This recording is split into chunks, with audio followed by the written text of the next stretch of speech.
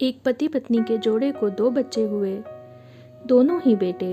माँ बाप ने इन दोनों ही बच्चों को खूब प्यार से पाला पोसा, पढ़ाया लिखाया, बड़ा किया और इस काबिल बनाया कि यह अच्छी नौकरी कर सकें, समाज में अच्छा जीवन व्यतीत कर सकें। अपने बच्चों के लिए दिन रात कड़ी मेहनत करके एक बंगले जैसा 2 मंजिला घर बना कर दिया, ताकि दोनों बेटे शादी के बाद भी एक साथ लेकिन अलग अलग कमरों में रह सकें, ताकि आगे चलकर कभी बंटवारे का विचार न आए और इनमें लड़ाई झगड़े ना हो। दोनों बेटों को अच्छी नौकरियां लग गई, दोनों की ही शादी हो गई।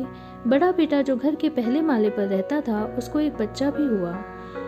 पोते का मुंह देखकर दादा दादी बहुत खुश हुए। सब ठीक चल रहा था, लेकिन थोड़े ही दिनों बाद बूढ़े पति की मौत हो गई। जब तक पति जिंदा था, दोनों बेटे और बहू माँ का सम्मान किया करते थे। जैसे ही पति मर गया, दोनों बेटे और बहुएं हर दिन माँ की सेवा करना तो दूर, माँ को हर दिन खाना खिलाने के लिए भी राजी न थे। दोनों बेटे और बहुओं ने मीटिंग की और तय किया कि माँ को खाना खिलाने की जिम्मेदारी बांट ली जाए, यानी कि 15 दिन बड़ा बेटा और 15 दिन छोटा बेटा माँ के खाने की जिम्मेदारी लेगा। जिन बेटों को बिना दिन रात देखे भूख न होते हुए भी और मनचाहा खाना हमेशा खिलाने के लिए जो माँ तैयार रहती थी, अब उसी माँ को बेटों के यहाँ पर दिनों के हिसाब से खाना दिया जाता था। माँ का दिल बड़ा था।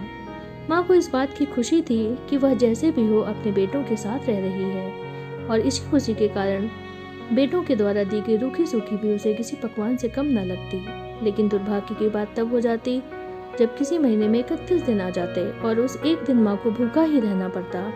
एक बार जब बड़े बेटे के यहाँ 15 दिनों तक खाना खाने की बारी चल रही थी, तब बड़ा बेटा अपनी बीवी और बच्चे के साथ कहीं बाहर किसी फंक्शन में जा रहा था। बड़े बहू ने माँ से कहा, माँ जी, आज खाना नहीं बनाया है, हम बाहर जा रहे हैं, वहीं खाएंगे, आप अपने लिए कुछ पका लेना और खा लेना। बूढ़ी माँ ने कहा, लेकिन बेटा, मुझे तो गैस चलाना नहीं आता। बहू ने कहा, तो फिर ऐसा कीजिए कि पास वाले मंदिर में भंडारा लगता है, आप वहीं पर जाकर खा लीजिए, तो आपको गैस चलाने की ज़रूरत ही नहीं पड़ेगी। पास में ही खड़ा बेटा और पोता यह सब सुन रहे थे, लेकिन कोई कुछ न बोला। बूढ़ी माँ को भूखा ही छोड़ बेटा और बहू फंक्शन में निकल गए। माँ को थोड़ा दुख तो हुआ, लेकिन फिर अपने आप को यह सोचकर मना लिया, ठीक ही तो है, कभी कभी बहू को भी घर के काम से आराम मिलना चाहिए, और भगवान का भंडारा खाने का सौभाग्य किस्मत वालों को ही तो मिलता है। माँ खुशी खुशी मंदिर में जाकर भंडारा खा आई। कुछ दिन ऐसे ही बीत गए। एक दिन बड़े बेटे को छुट्टी थी। बेटा, बहू और उनका बच्चा अपने घर में साथ में समय बिता रहे थे। माँ बाप छोटे बच्चों को पूछ रहे थे कि वह बड़ा होकर क्या बनना चाहता है और क्या करना चाहता है। छोटे बच्चे ने बड़े ही सरल भाव से माँ बाप को उत्तर देते हुए कहा, वह बड़े होकर वकील बनना चाहता है। उसकी इच्छा इस घर से भी बड़ा एक घर लेने की है, लेकिन वह घर मंदिर के पास होना चाहिए। माँ बाप ने पूछा, घर के पास मंदिर क्यों होना चाहिए? तब बच्चा माँ बाप से कहता है, घर के पास मंदिर इसलिए होना चाहिए ताकि जब मैं बड़ा होकर किसी फंक्शन में बाहर जाऊं तो आप दोनों को ज़्यादा तकलीफ न हो। मंदिर नज़दीक रहेगा तो आपको ज़्यादा दूर जाकर भंडारा नहीं खाना पड़ेगा। मासूम बच्चे का ऐसा जवाब सुनकर दोनों ही के पैरों तले से ज़मीन खिसक गई। उन्हें अपनी गलतियों का एहसास अब जाकर हुआ था, जो उनके 5 साल के बेटे ने पहले ही कर लिया था।